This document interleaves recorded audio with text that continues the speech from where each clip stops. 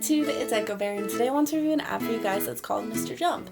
Now before I get into talking about why I like it and give it a score, let's get through the serious stuff. So Mr. Jump is made by One Button SARL. Meet Mr. Jump, your new hero. Help him jump his way through the ingenious and tricky levels we have created for you. Mr. Jump will seriously challenge your skills and reflexes. From that description, you don't really get a lot from what this game's about. It's a one-touch button app like the name of the maker kind of suggests, but it's one touch, one jump. It controls a bit like Flappy Bird. It's a side-scroller platformer, so you jump, you're trying to avoid obstacles, but it is a rage game. It's a lot like Geometry Dash if you guys have ever played that. It's incredibly hard and it's super, super frustrating really quickly. Which, obviously, it's a rage game. That's what it's supposed to do. The first thing I want to talk about is the design, now that I've explained a little bit what this is. Everything about it is really very minimalistic. It looks kind of like paper art because nothing has a lot of lines. Everything's very simplistic. It's very minimalist, but that works for what it's doing because you need to focus on timing your jumps and getting all of that memorized to get through these levels rather than what's going on in the background. So for that, I totally understand a minimalistic standpoint. It doesn't distract from what the player's trying to do, so that's definitely a plus in my book. The next thing I want to talk about with this, because there's really not a lot to talk about with the design of it because it's so minimalistic, is the controls of the game. Like I said earlier, it's a one-touch button, It's a one-button app. So everything you do is controlled with just a single tap, and that's your jump. Literally, that's why he's called Mr. Jump. Ooh, surprise! We unlocked the secrets of the game, whatever.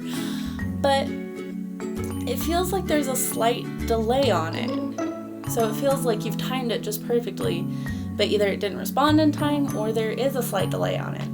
So that makes it a little more frustrating because you know in your heart and in your soul that you got that jump, but it's like, and then game over is on you. So that's honestly really frustrating, but again, this is a rage game. It's meant to be frustrating, so it makes sense. For me personally, I know this is a rage game, so obviously it's going to be hard to control, it's going to be hard to make progress, but for me, I hate rage games. They suck. They make me want to throw my phone at the wall. So, it is a good game, but I just hate rage games. They're so frustrating. Whoever made the first rage game, I'm gonna dig you. If you're dead, I'm gonna dig up your grave and punch your skull. I'm gonna do something. I don't know. I hate rage games. I hate all of my hate. And that's its point, which makes it even worse. Okay, I got off topic. Back to the game. So overall, everything controls really well. The music with it also kind of adds to the frustration because a lot of the noise it makes is really grinding on your ears. There's a lot of annoying, like high-pitched, whiny noises, like when you get the ultimate jump and can just jump forever. And then when you get game over, it's like a want kind of thing. So even that's frustrating. So everything in this game just leads up to a lot of frustration, which I have to give it credit for. It's a rage game.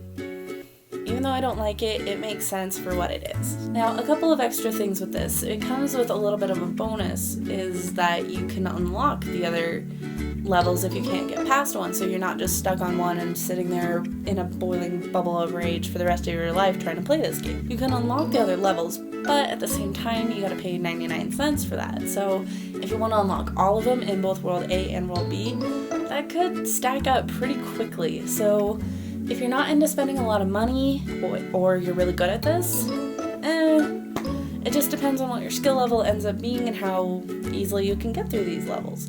So it's just pretty much up to player preference. I honestly am guilty of buying one of the levels because I got really stuck on one, and I'm just too frustrated to give it any more time or to try it anymore.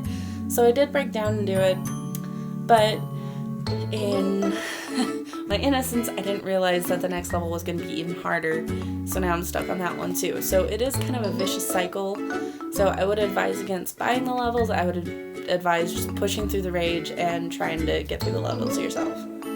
So overall with this game, it's really a really good rage game. It does what it wants to, so I'm going to give it a 7 out of 10. It kind of falls in with the line of what other people have been rating it, so go check out some of those ratings if you don't take my word for it. It's really well designed. The music grates on your nerves a little bit, so that's why I'm kind of putting it a little lower. It does what it wants to. It is a hard game. and it does give you that difficulty. There's just a lot of frustration that comes with that. So that's why I'm giving it a 7 out of 10. So thank you guys so much for watching. Make sure to like and comment down below. Check in the description for to download this game. Make sure you hit subscribe, and I'll see you guys on the next video. Bye!